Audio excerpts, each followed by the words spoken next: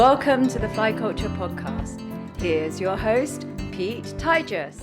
Hi everyone, this is the Fly Culture Podcast. There is little my guest hasn't done in our world of fly fishing. He is at home on rivers or still water, is a guide, instructor, has fished for England a number of times, is a pro for Witchwood, has been a ranger, and has edited fly fishing magazines too. As you can see, we have much to talk about. I'd like to welcome Andy Taylor to the podcast. It's good to have you along, pal. Are you well? I am, Pete. Good to see you. Good to chat again. It's been a little while, but all good this end. I'm pleased to hear that. It has, as I said, we've been messaging and talking a little bit coming into this. There is so much, as I said in the introduction, to talk about. But first of all, let's start with fishing. And for you, doing such a wide range of aspects of it, is it grayling on the menu for you right now, or is it fry feeders, or is it a bit of both?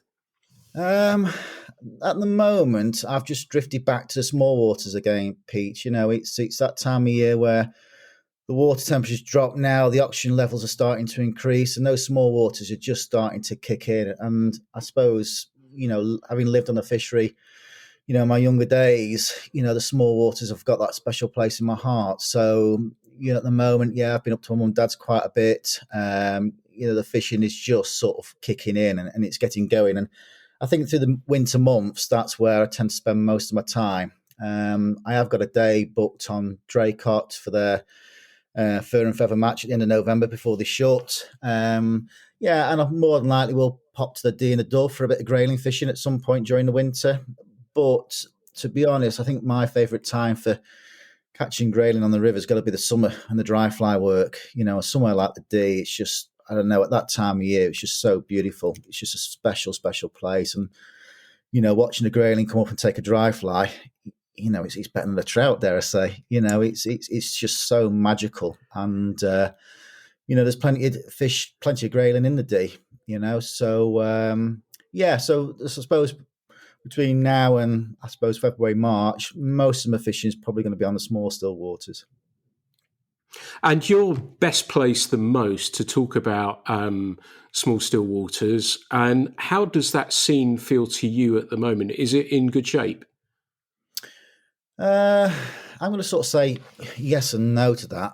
I think there was definitely a COVID boom when we couldn't do anything else apart from fish, cycle and walk.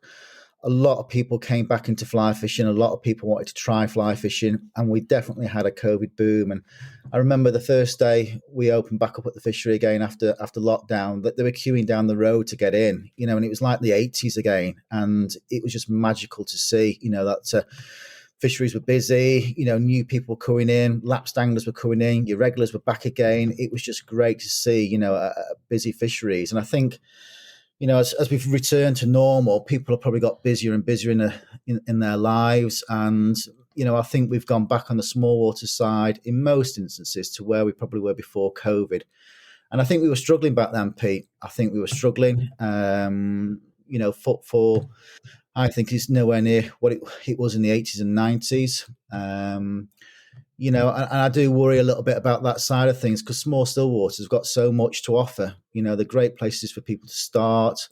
You know, they're great places for, you know, people who don't want to travel far. You know, they've just got so many things. The fishing is great. You know, nowadays we've got such a range of species and sizes of trout. You know, it's not, you know, a place where you're just going to sort of catch 1 pound, 8 ounce rainbow trout, fish after fish, cast after cast, you know. And I think catch and release as well, you know, it's provided, you know, I think at times some really good challenging fishing. And I suppose with mature small still waters, it's as close as we can get at times to wild fisheries. So, you know, there's a lot to offer there, but I do worry, you know, I hear through the grapevine that footfall's down across the country. Yeah, there's one or two small water venues that are, you know, are fine and doing okay, but I think there's quite a few that, you know, the footfall is down. And, you know, it's hard work for them because if you think about the last 12 months in particular, you know, it was December, was it last year, end of December, it was -9, -10. You know, these lakes were frozen for a period of time, and then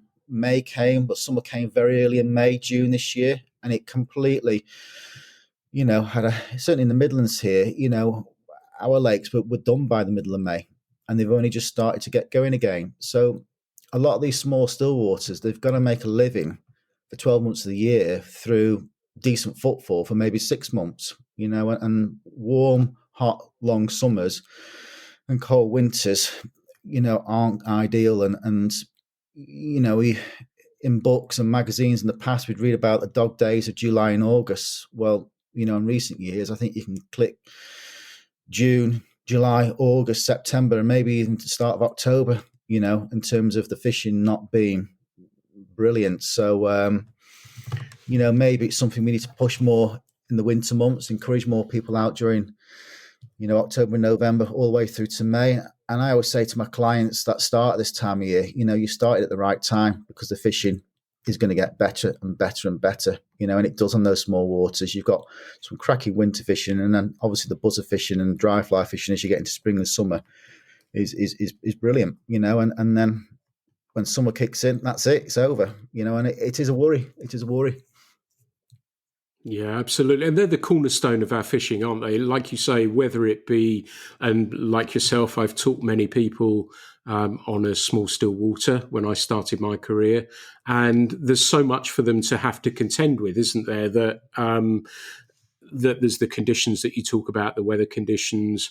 And so, do you get the sense at your fishery that it is a real community as well? Because I remember my friend Carl Humphreys, when he was running Durnford, that they would get people along there, they weren't even fishing, just to hang out and spend some time there and build that. I'm sensing it's probably similar at your fishery too. Please name your fishery as well. Like you say, it's great that we promote them and make people aware of them if they don't already. Yeah, I think that's one of the sort of key things I think about those small waters is that you've got people coming at places like my dad's, from all parts of sort of Manchester, Stoke, sort of northwest, and formed some really great friendships. Never met one another before until they came to Marton, and there is definitely a community feel to it and a family feel to it. Elladine, I think, is another one local to me here. One of the things I love about that venue is it's got a real family feel to it. It reminds me of my parents' fishery. And that sort of community, it's important for some of these people that fish those waters. I mean, we've got guys coming from the middle of Manchester, middle of Stockport, who live in flats or right in the centre, and just being out in the countryside for them, catching a fish is a bonus.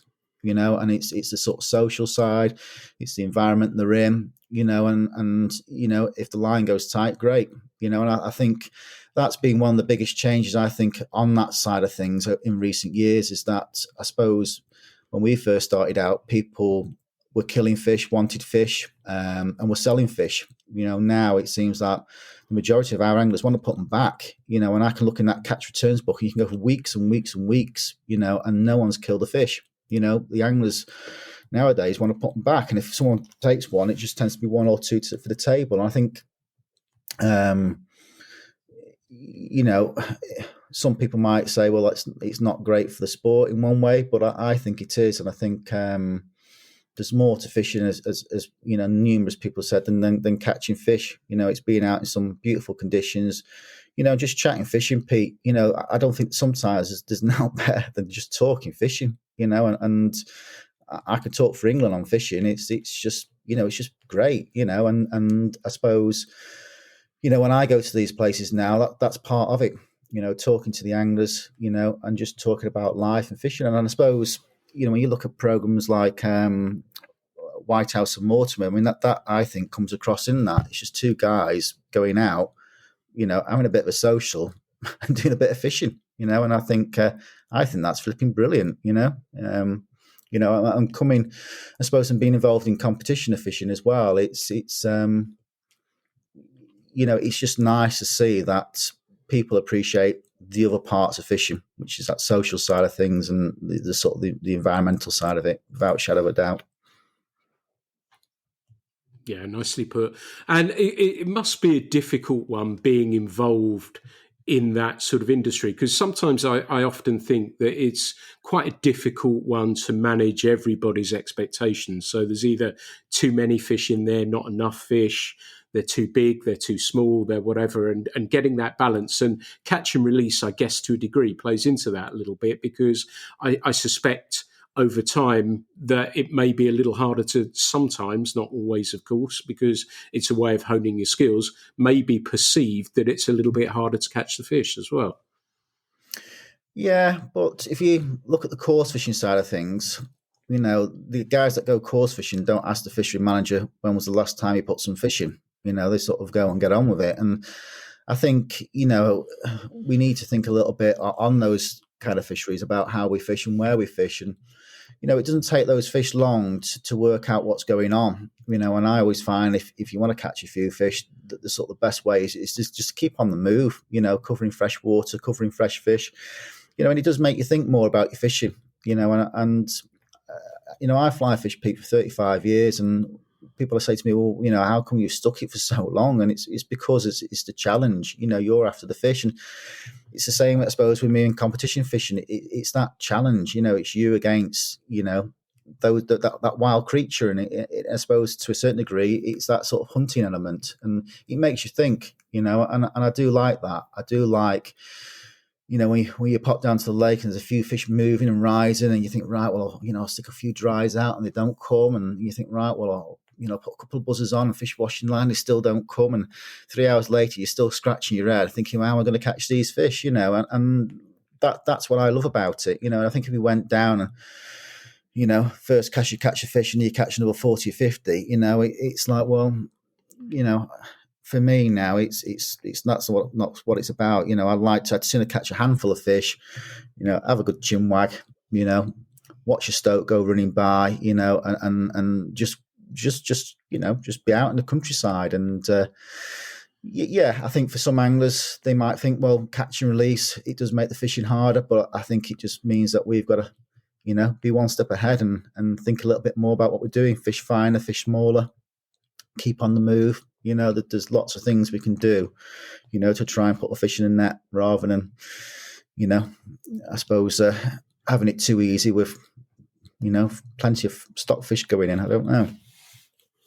Yeah, nice point. And it's a fascinating story because you're from a farming family and your dad dug the lakes. That must have been a dream come true. And how was that for you, watching the digger come in, start making these lakes, and then it coming to life? What was that like for you, and how did that impact your fishing?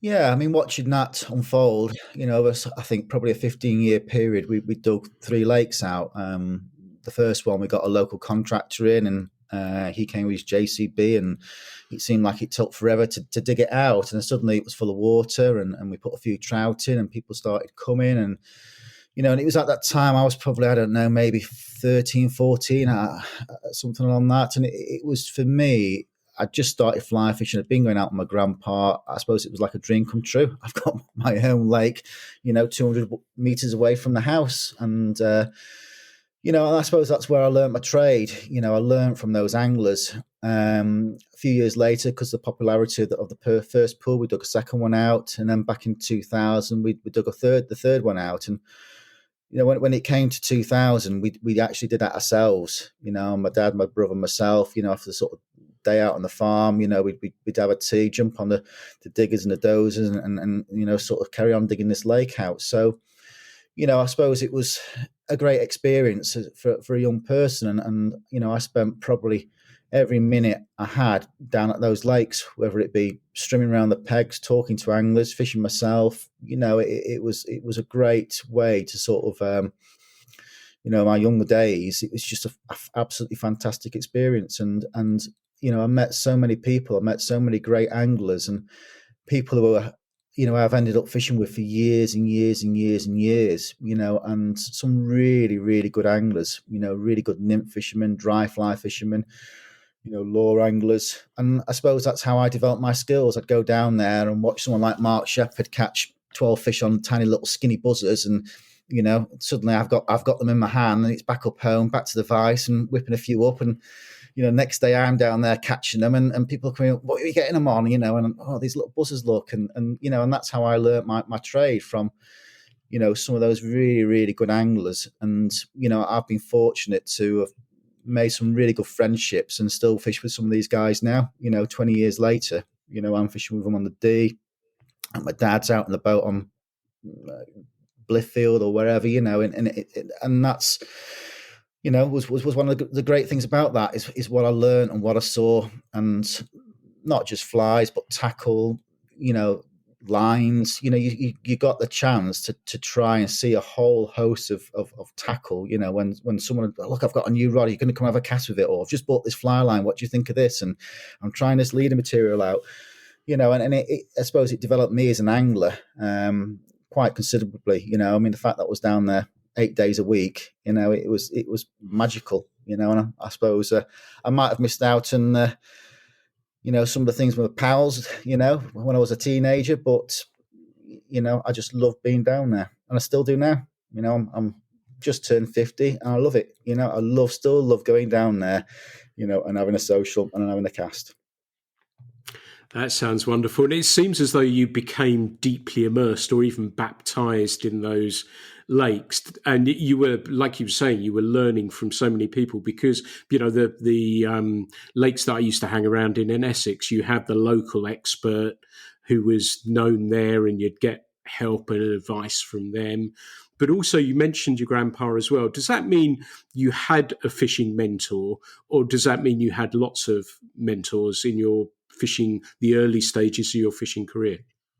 Yeah, my grandpa introduced me to fly fishing. Before then, I was a course angler. I used to get on my grifter, strap my course rod to my bike, meet with my pal Woody, and off we go to Shuffies and catch a few crucians. And that sort of developed. My dad said, look, I'll take you to another pit called Fletcher's. I used to work on the farm. We'll take you there. And then suddenly we'd seen big carp, and and it was like a different game. And then from there we moved on to the Gamekeeper's Lake, Newton's Pool, and it was just like one of these things you dream about, just huge carp, and no one fished it, and we got the chance to fish that. And I suppose, when my grandpa introduced me to fly fishing, I remember going to local venues. It was before we dug the lakes out, and he'd sort of cast and I'd fish it back, and the take, the fight, the fish, and that's what sort of drew me a bit away from course fishing and into this fly fishing. Now, I couldn't cast for, it took me forever, it felt like, to learn to cast. And whilst my grandpa, hooked the fish and I played them at times, the urge to put everything together at times, it was really frustrating. And I look at the guys I teach now, and you think, I do think back to how long it did take me. And I say to him, look, this is a journey. It's not something we're going to learn, straight away. It does take some time. And I remember the first trout I actually caught myself, where I cast myself and I tied the fly on myself, and that was at Patsell Park. And there were two guys there who'd been catching quite a few fish, and they gave me the fly, which was a black and green thing, which I now know as a Viva, and I chucked this Viva on and caught, cast out my old fiberglass rod and caught my first few trout. But so my grandpa was he was very sort of influential in those early days, and like I said, some of those the regular guys that fish my dad's. There's a chap there who I still fish with now, Lynn Powell. My word, he could cast and he could fish. And we went out once a week, every week, all over Cheshire fishing. And again, I learned from him. At the competition side of things, there's quite a few anglers I could name there on that side of things, but when I did my Stanek qualification to become an instructor in, I think it was 1999 now, I was very fortunate to be taught by some of the best casters out there. And my mentor back then was a guy called Vic Knight, and he was absolutely brilliant. What a caster, what an angler, what a person. He must have had the patience of a saint to spend all these sessions, trying to get me through this sort of Stanek qualification. And that was on the back of a session with Ken Smith, Andy Smith's dad. And I always remember going to see Ken Smith on the Trent, and booking an hour's casting instruction with him, and I went to see him, and he said, "Well, there's nothing wrong with your casting, and he said, "Why are you here?" I said, "Well, I'm going to do my Stanic in October." He said, "Well, come back tomorrow, and I'll put you through a mock assessment." So I went back the next day, and I had another hour with him, and he absolutely tore me apart to the point where he marked me on various different disciplines: my casting, overhead cast, roll cast, knowledge of equipment, out of 10. I think the highest mark I got was 4. And I left there thinking, I ain't doing this. And his parting words were, "If you do that assessment in October and pass it," he said, "I'll eat my hat."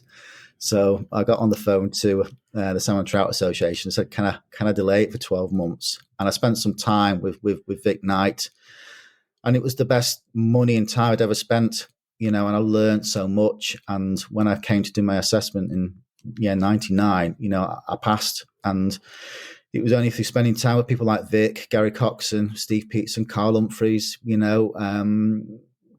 these great casters and great instructors and great teachers.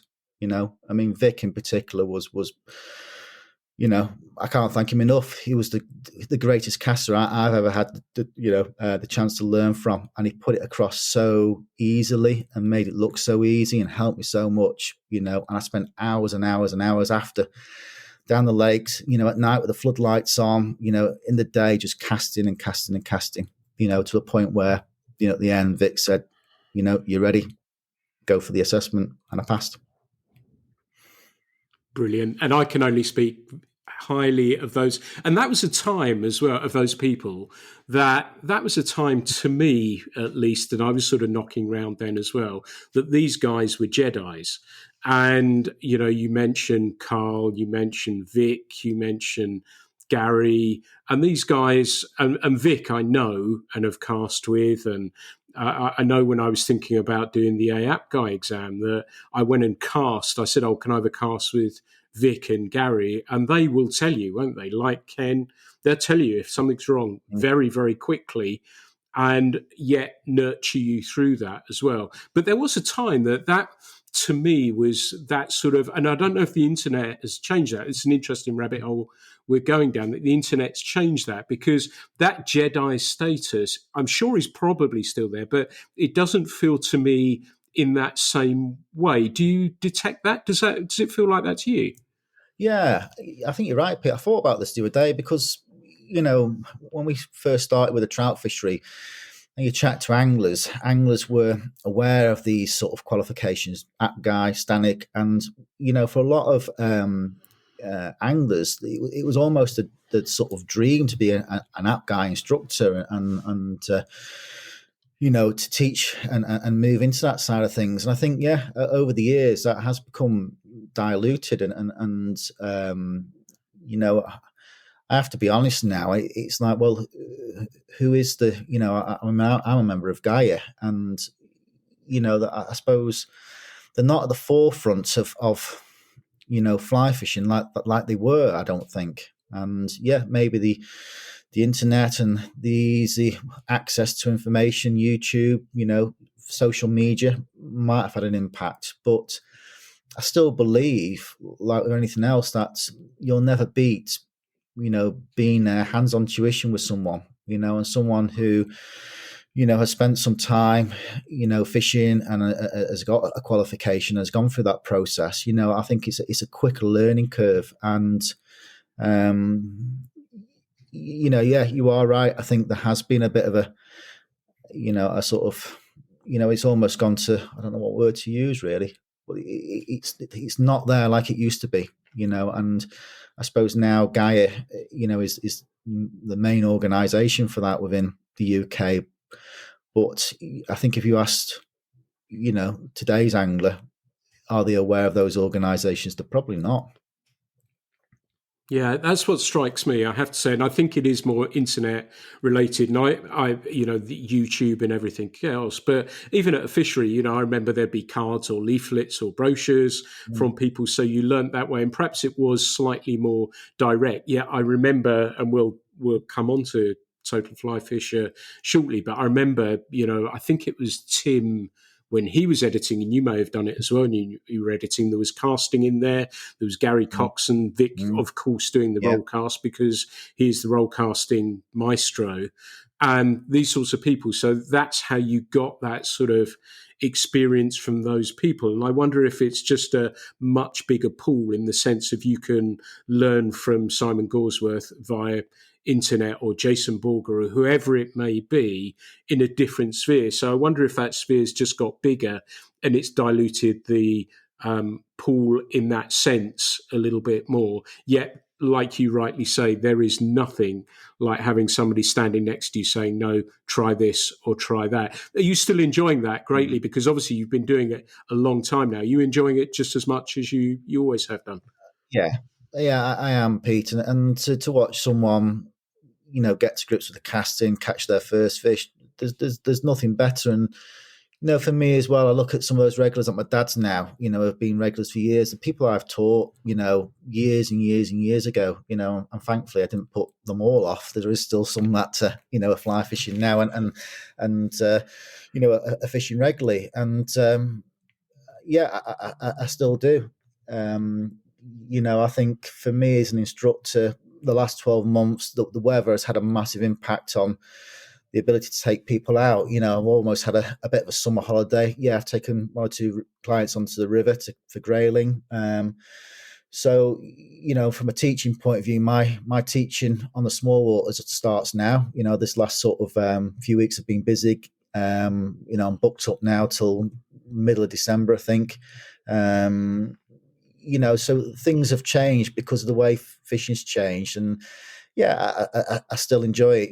That there's nothing better than seeing someone coming into our sport and loving our sport and watching the progress. And I flip through the catch returns book and I see, Fred that I taught last week has been, in the midweek and caught a couple of fish. You think, that this guy he's off and going now, and it's great to see. And we talk about community and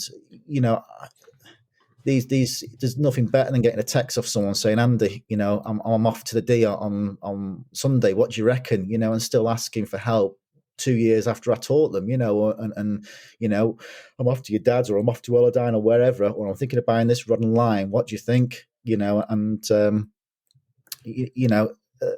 Like I say, I've been lucky enough for, since 1999 to have spent a lot of time in the industry, teaching people, working in it, and I still get a buzz out of it now, as I did, back in 1999. Yeah, definitely.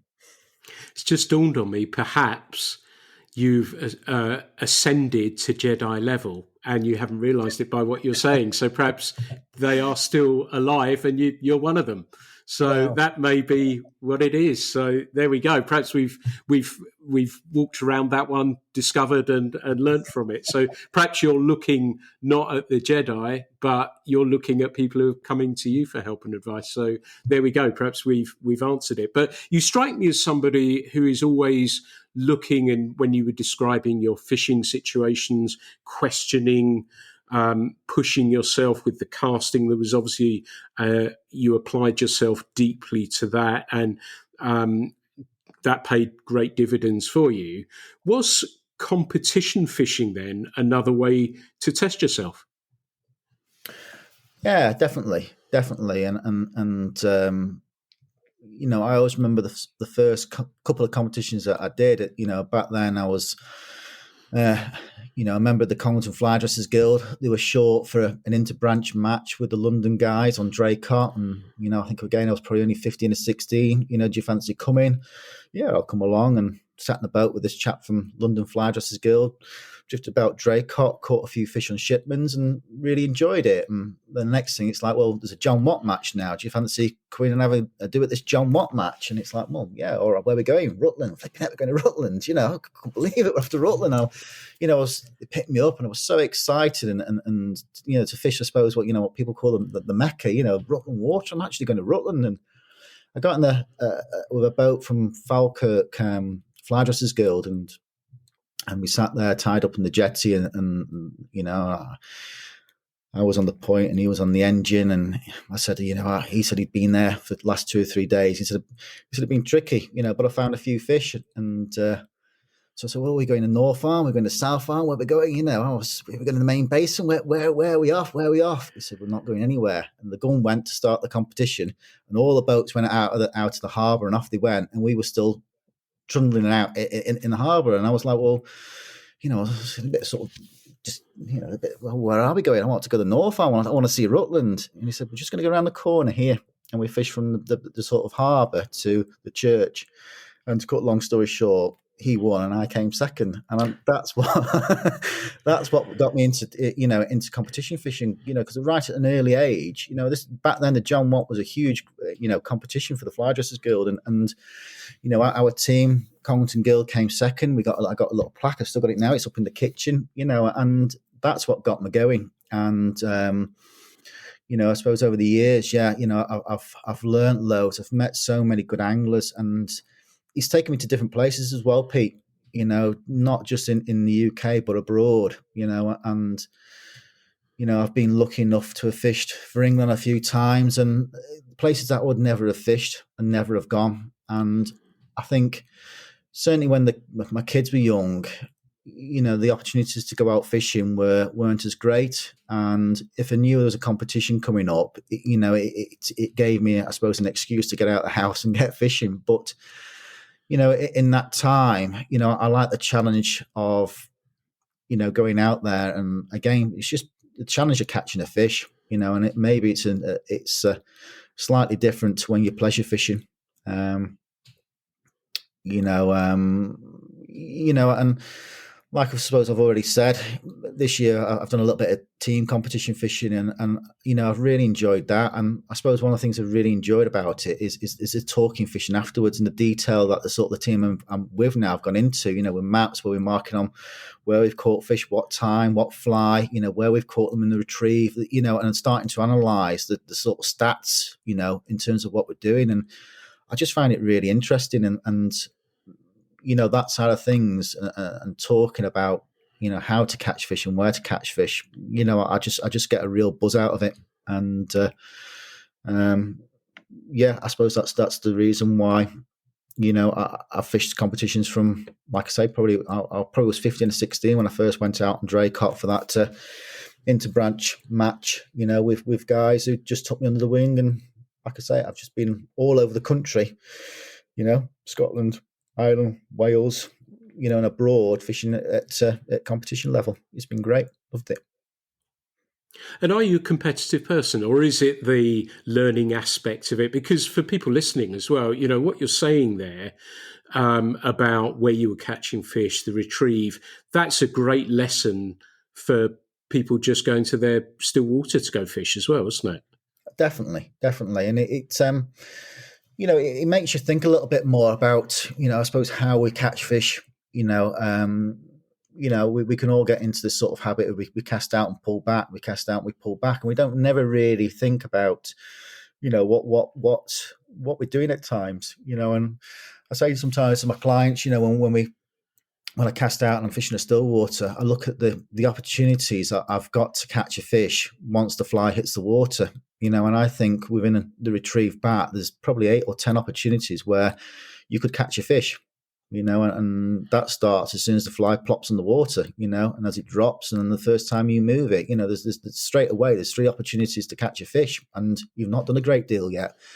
And sometimes that's the only way they'll take the fly. It could be that they've come to taking it on the drop. So unless you replicate that within the course of the retrieve again, then the opportunities to catch in that way, they're not going to be there. So, some of the stuff that we've done over the years is, within team competition fishing, it does make you think a little bit more about, I suppose what we're doing on the pleasure side of things. And, sometimes competition fishing does get a bit of a bad press, but, there's lots and lots of benefits to it.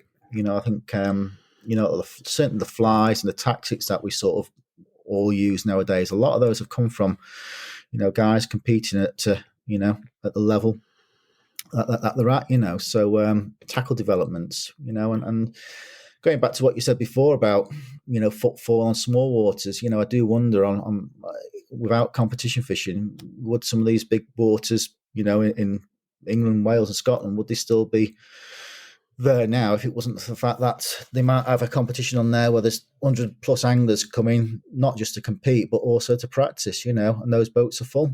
So, I like it, enjoy it. Yeah, it's a challenge against those fish, along with obviously the people that you're fishing against. Nicely put. You touched on tackle there, and I know you've been involved with Hardy and Grays previously, but you're now working with Witchwood. And has that been an interesting relationship for you? Because I know you've been with them a little while now. Is it a great company to work with? Yeah, I like the product. I don't know how long I've been with Witchwood now, 5 or 6 years. And before that, Hardy's and Grays, probably for 12, 14 years. But, I like the product. And I think the product, is great for people coming into the sport, people that have fished a little while as well. And, some of that Witchwood gear is in my opinion, is quality product at the right price. For someone starting out to, might want to invest a little bit of money, a couple of £100 in rod reel, leader material, fly line. It's at the right price point. And over the years of teaching people, that sort of £200, £250 bracket is what they want to spend to get themselves going. Some want to spend a little bit less, and some want to spend a little bit more. But so I found with Witchwood and Grays, that what they offer at that price point in terms of rod, reel, and line, it's pretty good stuff. And I have to, I do think that probably in the last, I don't know, maybe 5-10 years, that rods and reels, they're better now than they've ever have been. These 4-piece rods and, the small tubes, they're absolutely fantastic. You think back to some of the 2-piece stuff that we used to use, and I think rods and reels have just got better and better, and some of the cheaper rods that Witchwood do, the Flow and the True Fly T2, they've been great rods. These are rods I fish with, at competition level, rods I teach with, rods I pleasure fish with, that Flow reel, it's almost bomb proof. You could run over it and it'd still work, and there's some really good product out there. And I think across the board, all the manufacturers, we're lucky as anglers because there's some real good bits of kit out there now at a great price. And, I suppose fly fishing in the past has maybe sort of been tarnished with it's very expensive, it's expensive to fish, the tackle's expensive. Well, it's not. I don't think it is. If you compare it to what some of these carp lads are using now, what the course match lads are using, I think tackle wise, we can get some decent gear for a couple £100, which will last for a long, long time. And the opportunity to fish out there, I've talked about the D before. I have a season ticket on the D, £80, £85 for the season. It's flipping fantastic. And if I wanted to go to, one of these sort of big carp, these lakes where there's big carp in, just up the road from me here, I'm looking at a similar sort of price just to fish there for a couple of nights, So I think, we're lucky that, our sector, over the last few years, the tackle that we now use is probably better than it's ever been at, I think, a decent price, to get people into the sport. Some of that Shakespeare stuff, Pete, I've had a few clients bring, some of the Shakespeare gear across, for them flipping money. It's great. I always say to them, the trout don't know. The trout don't know if you've got a Shakespeare rod, Witchwood rod, or one of the top end rods. The trout don't know. And I think, as anglers, I say to my clients, the closer you get to the fish, the greater the investment should be. And I'm a big believer in getting the flies and the leader and perhaps the fly line right, and worry about the other end. I suppose it's like driving a car, isn't it? Some very expensive, nice cars out there, but, something a little bit cheaper still get you from A to B. Yeah, absolutely. And, we were talking off mic for a bit before we started recording. I said that I watched Andy Buckley video and he talked about the Drift XL. And I picked one of those up for £90, I think it was, brand new. Great little rod. Props to Steve Cullen as well. I believe it was him who's behind that. And that's a cracking little rod. And I've caught fish on that and really enjoyed fishing it. So, yeah, £90 and up and running. So I wanted to move on a little bit as well. And just before we go on, I want to talk magazines and things with you as well. But away from fishing, we've been doing this sort of playlist, the Fly Culture Road Trip playlist. I've put it on Spotify, and it's a new thing that we've started to ask people to give a track, and I'll add it to the track. So I'm going to put you on the spot. This is the only fastball in this because I know you'll know the answers. But is there a song, a group that, or an artist that you would like me to add, that you like listening, that's helped set the soundtrack to a day's fishing? Well, I have to admit, Pete, I'm a bit of a Radio 5 man, so I haven't got Radio 1 or Radio 2 on as I'm travelling around the country. So I suppose being from the north, it would have to be something probably from Oasis. I'd have to have a little think as to which one it would be. Or going back to my youth, maybe something from the Happy Mondays or the Inspiral Carpets back then when I suppose music played a bigger part of my life than what it is now. I think if you had to ask my kids and my other half, I think she'd say, well, don't you like Take That? You've always got it on when we're driving along. So maybe Pete, something from Take That. But yeah, let's stick with something from Oasis, I think. Yeah. Well, thank you for that very frank confession. I don't know that Jedi status is now intact after admitting Take That, but each for everyone, so I don't mind that. Funnily enough, I was thinking of putting Live Forever on the playlist just yesterday, because I think that's a beautiful song as well, and slightly different, but Inspiral's Happy's all good with me. So I'll have a dig through there, and perhaps we'll add some of those. And I think we got 50 odd songs now, something like that. Just an eclectic mix of everything. I'm like you, I listen to other stuff, Radio 5, sport, everything like that. I'm exactly the same. And I've started to listen to music again. So I thought it would be fun to have a look into that. So thank you for that. I've had two former editors of Total Fly Fisher on, and I'm really pleased to have had another one in yourself. And I've made no secret of the fact that I really loved what all of you were doing there and the impact that I think it had on fishing. How was that for you, and how was it taking on that role following what Tim and the guys had been doing previously? Well, I've known Steve Cullen for a long while, and I always remember fishing a river qualifier on the D and going out for a meal afterwards to a Chinese, and Steve was there, and he asked me if I fancied writing for Total Fly Fisher, and again, it was one of those moments which has always stuck with me. And it's like, well, Steve Cullen's asking me to write for him, for his magazine. It's like, well, yeah. I said, well, I'd done a little bit of writing.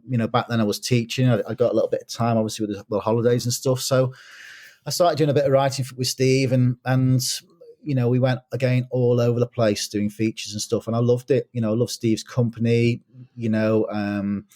and we fished together, not just with the magazine doing features, but we became good friends and fished together socially, for pleasure fishing and on the competition circuit, over a period of time. And then I remember getting a call from Steve when I was working at Rees Heath, saying that he was moving to Wychwood. He was leaving the magazine, and would I be interested in giving it a go? And back then, I think I'd been teaching for 14, 15, 16 years. I can't remember now. And I thought, well, another year of teaching is going to make no difference on my CV. I'm going to give it a go. I've no editorial experience, never held a camera in my life before. And so I went to see the guys at DHP on a couple of occasions, and David Hall was still alive then. And, I always remember him saying, well, he seems a nice lad, let's give him a go. So, and then going to sit with Roger Mortimer, and him almost saying, well, here's your Mac, here's your camera. Can you go out with David Hoppy at Grafham on Sunday and shoot a feature and try and get a cover picture? And it's like, well, how do we use this camera? What am I doing? So I was chucked into the deep end, and I suppose I learned by going out there and doing it. And Steve sort of mentored me quite a bit in those early days, and we kept the magazine going for another couple of years, and then new owners came in, things changed, they closed a lot of the magazines down, I managed to keep Total going for a little bit longer whilst others were sort of being closed down. And then eventually they made a decision to close, I think, Total and Total C, at the same time. And that was the end of that, really. But, the magazine took me again all across the UK, fishing with some really good anglers, and I look back and I think about some of the guys that wrote on a, month by month basis. And I just thought, how did they keep coming up with fresh content, but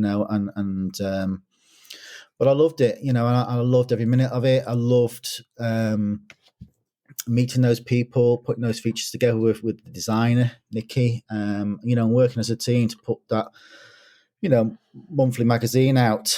And then when it finished, a chap called Wes Stanton got in touch and sort of said, well, he liked the magazine and did we fancy, doing something similar, and that's where Today's Fly Fisher came. And we looked at, I felt a monthly magazine, perhaps it wasn't the right thing anymore, and to look at something quarterly, something more coffee table, using Wes's experience.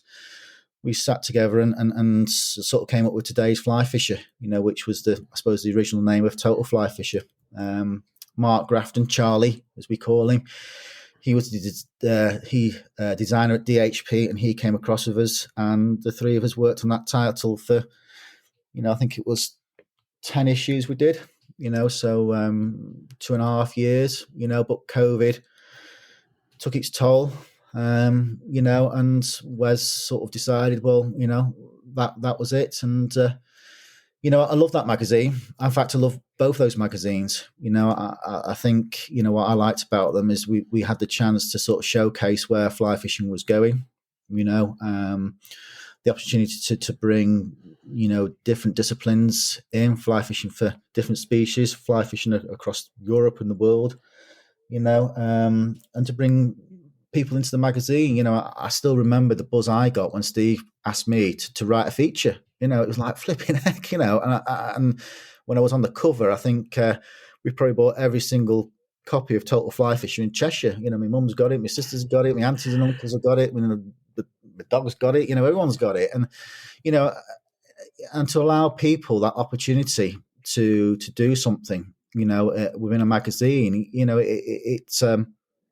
it's something that will be with them for as long as it's been with me, and so I like to sort of use a mix of experienced anglers, whether that be instructors, guides, people working in industry, competition anglers, people who fished on a regular basis, along with bringing new people in. And certainly with Today's, I wanted to bring youth in. I wanted to make sure that every quarter, every issue, there was a young angler in there.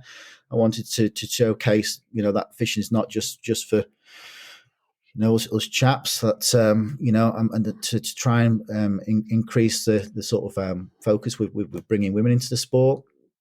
And so, try to ensure again that every issue, we had a contribution from a female angler, and to bring in different disciplines, fly fishing for course fishing, you just chatted to Jeff and some of the guys that do that discipline right for you, and to bring people like Jamie Sanford in, someone who's just so passionate about that side of things, because, as we talked about early on, the stillwater trout side of things, it's with everything that's going on, I suppose with global warming, I still want to fish, and I suppose now, if I catch a roach, I'm not, fantastic. And, I think back to, the growth and that side of things, my dad's, if someone caught a roach or a rudd or a perch back in 1988, they'd moan like hell about it.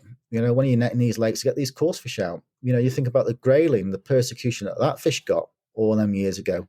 And, now, it's, for some people, it's the number one game fish, and so, yeah, going back to the magazines, Total Fly Fisher and Today's Fly Fisher, I loved them, and I do miss Today's Fly Fisher. I do, I miss working with those guys. I miss, working with Mark and Charlie, the designer, and, I believe that magazine was a good magazine.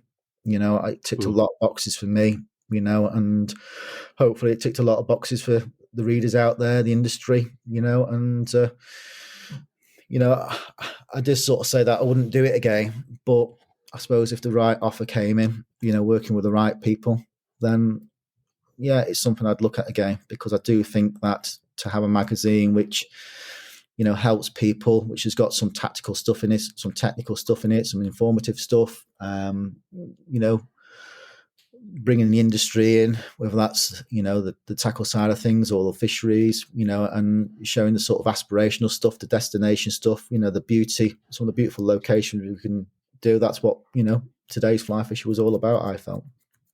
Nice. And that's where we, of course, first met when, I went to wish you guys luck because you were embarking on that journey, as was I. And it was kind of cool to stay in touch, speak to each other. And that's part of another side of the community that some people may not know exist. And it was nice to be able to run, ideas past each other, talk to each other, see each other speak on the phone, see each other at shows, all that sort of stuff. And that's, to me, an important part of it as well, isn't it? Definitely, Pete. And you think back in those early days, at the shows that we went to, and like you said, the conversations we've had, since then, it's, what I like about it is that, that we work together, I mean, we're producing two different publications, but the aim was, I suppose the overall objective was the same, is to get people fishing. And someone might have picked up today's fly fishing and read about catching some bizarre fish out in Australia.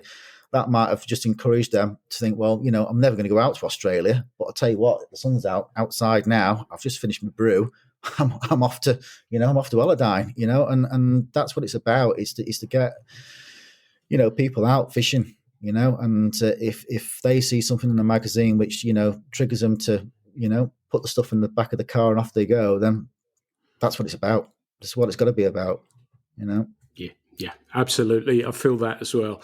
Here's one for you. What about then, as an editor, somebody showed me this chat AI, whatever it's called, I've no idea, that it is extraordinary that I reckon you could probably put a magazine together with AI. Neither I would or you would. Have you sort of been aware of this and the development of that and the potential impact on print and journalism as a result of that? No, Pete, I'm not aware of that. I've not heard that. I still think there's room for print, and I've always felt that because I look back at the students that I've taught over the years, and certainly in my latter days of teaching those fishery lads, and when you see a fishery student 17, 16, 17, 18 with a carp magazine rolled up in the back pocket coming out the bag, and they're reading that rather than listening to me, teaching whatever in class, there's still a market there for it. If a 16, 17-year-old lad's still picking up a magazine and reading it, then, that there's something there. And, I think one of the beauties about the sort of magazines is that, with the variety of writers you've got, I don't know, it gives it more credibility. It gives it, value, and AI, I'm not sure, Pete, hopefully we don't go down those lines. Next thing we'll be having robots casting the fly out for us and, bringing it back, and then we just play the flipping fishing. But, I'm not so sure about that in our sport. Yeah, that's music to my ears because I'm like you. Print is for me and always will be, I think. So, your sons fish, right? They're keen. My eldest Jack, who's 16, yeah, he's keen. My youngest Ben, 11, says he's not, but he is. Really likes coming out, and we go carp fishing, and there's a lake up the road. And we tend to spend a bit of time there. We always catch 5 or 6 fish, and it's been great to take them there. Certainly through the sort of COVID times where we were fishing local, we found local waters, and that got them into it. From a fly fishing point of view, yeah, Jack comes out on me quite a bit now. For years, they didn't like it, and it was interesting to listen to Jack. Who's 16, who sort of 11 or 12 didn't want to go fly fishing, and it's like, well, and I couldn't understand why. And later on he sort of explained to me, and he said, it's because I couldn't do it, Dad. it's because he couldn't cast, and 11 and 12, I was sort of trying to sort of like, come on, have a go, and because he couldn't do it, he didn't want to do it. And I always remember doing a show at Pever and, sort of doing have a go sessions there. And two lads came and had a cast, 16-year-old lads. And, my two watched them. And next thing, they're there flicking the rods around and having a go. And they spent some time on it. And Jack got to grips with it. He was probably 14 then. And for the last 2 years, he's come with pretty regular. And I always remember with today's fly fisher putting up a tying DVD done by a guy called Stevie Dallas from Scotland.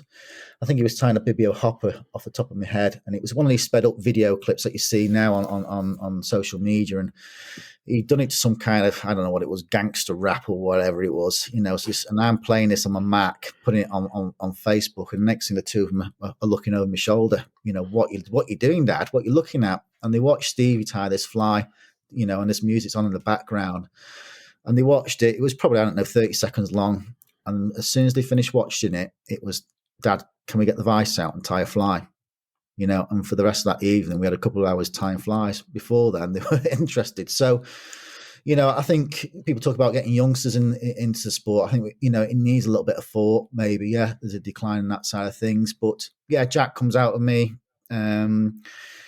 I suppose, Pete, it's gone full circle a little bit. I think back to when my grandpa took me out. Now here I am with my son, and he's always wanted to come with me on the river. I've always talked to him about the D, showing him pictures, of when I've been out there. And this summer he came with me not so long ago now. There was a gap where, the river was at a nice level. The sun was out and we went and I watched him. Off the bank, and I'd shake my head as he had a low back cast and it flicked the water behind him. And then I watched him present the dries to rise and grade and catch and net and fish and work the water. And I tell you what, Pete, it was probably, one of probably the best experience of my fly fishing life, watching him, and I've been bank champion, international champion, gold medals fishing for England, fished at world and European level. I've had some great fly fishing experiences, but nothing beat that, watching him work that river, targeting rising fish, hooking fish, playing them, in between some pretty lousy casts at times. It was absolutely magical, and he came off the water and he loved it. And, he loved every aspect of it. And, sort of on the way back. So, what do you reckon today? So, it's brilliant, Dad. That bacon butty and chatwins at the start was ace, wasn't it? And and then the pint in the hand at the end. He said, "Oh, that was all right going in that pub as well, wasn't it?" And then everything in between, the fishing, being on the golf course stretch, and catching those fish, and how quick they were at times, and it was just brilliant. And I suppose, as a parent, it's like, hoping that Jack and Ben, enjoy a sport that I've loved for so long. Fly fishing it's through my veins, Pete. Always has been and always will be. And to see these two young lads coming into fishing, it's just great. Beautifully put, and you've done my job for you. You've brought this round, as you say, full circle. You've brought the article, if it were one, to a beautiful end. But I wanted to ask you before we call a time on this. Is there you've done so much, you've been to a lot of places. Is there somewhere that you've really, really wanted to visit that you've not visited, that's on that list that you think, yeah, one day? That's a good question, Pete, because I have been lucky to have fished, all over the world, and is there a dream destination for me? Well, I don't think there really is, because every destination I've been to, I can't really think of a venue where I've been to, and I thought, well, this is not good, or I don't like it, or and as I've sort of said throughout this, the Welsh D, it's got a place in my heart because it's just so beautiful. And I stand and, park my car and fish that top end at Llangollen there. You're walking along the river with the mountains in the background, and it's just so beautiful. And you're fishing for, wild fish. It's no one else there at times. So dream destination wise, I probably haven't really got one. The D, my dad's place, probably Draycott Water with 3 waters, which will always have a place in my heart for different reasons. Draycott was the first big water I ever fished, and Keith, who managed it at the time, was a great guy, so helpful. Ifra and his team now with Tom, it's there's more to going there than fishing. And, the same with the D, the same with my dad's. And, I fished the Test, the Itchin, all the big waters up and down the country. And they're all magical places.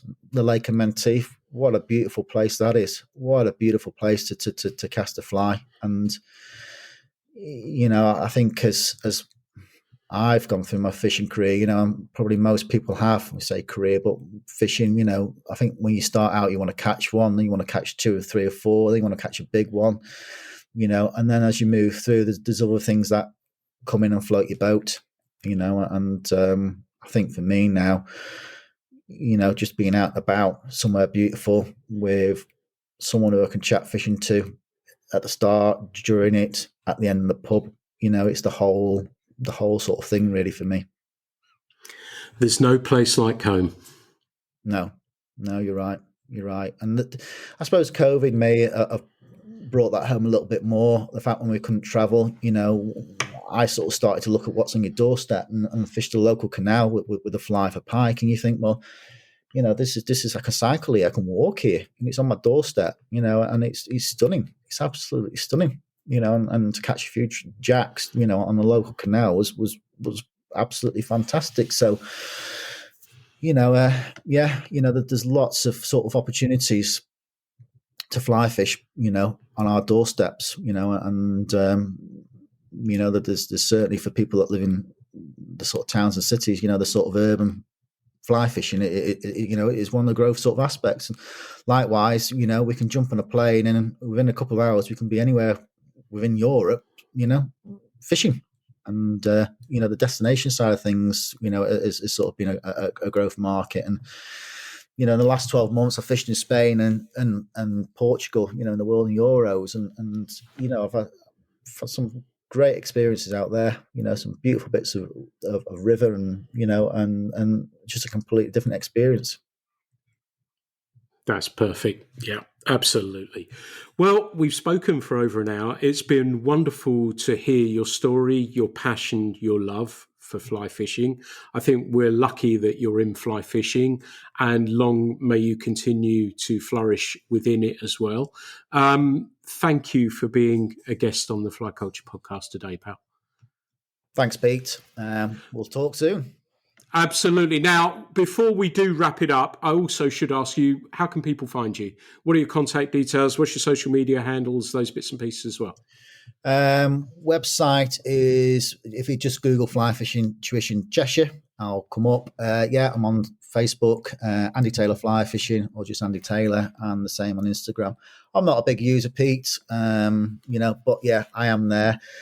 I stick the stuff up with me and the kids going out and about fishing, and the sort of competition bit to do. So if anyone wants to find me, then obviously the usual sort of social media channels, or have a look for my website.